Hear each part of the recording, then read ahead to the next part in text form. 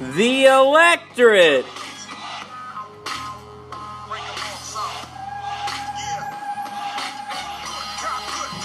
The electorate are the people entitled to vote in an election.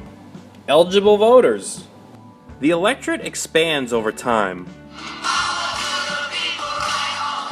Expands like my waistband after a Thanksgiving dinner. You know what I'm talking about. Come on. Under the 15th, the right to vote cannot be denied due to race. This happens in 1870. It's going to be ignored in the South until the mid-1900s. Under the 19th Amendment, the right to vote cannot be denied due to sex. This has a huge impact, expanding the electorate by including women of all races. Under the 23rd Amendment, Washington, D.C. residents can vote in presidential elections. Don't forget, Washington, D.C. is not in a state. It is a district between Virginia and Maryland.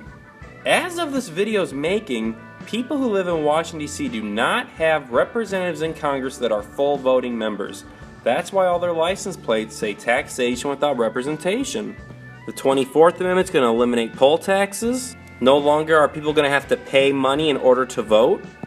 Under the 26th Amendment, people 18 years or older cannot be denied the right to vote on the account of age.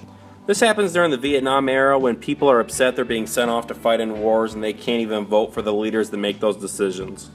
Universal suffrage requirements. The whole universe?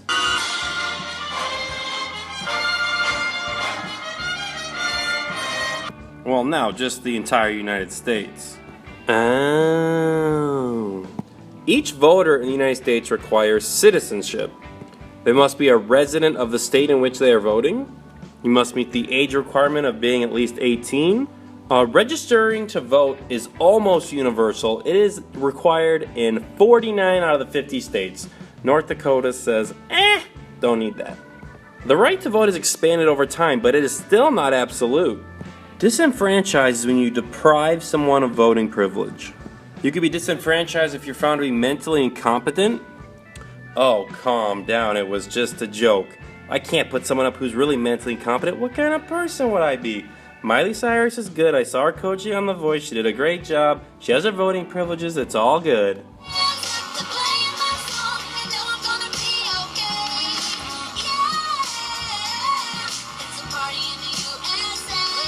You could also be disenfranchised if you're a convicted felon.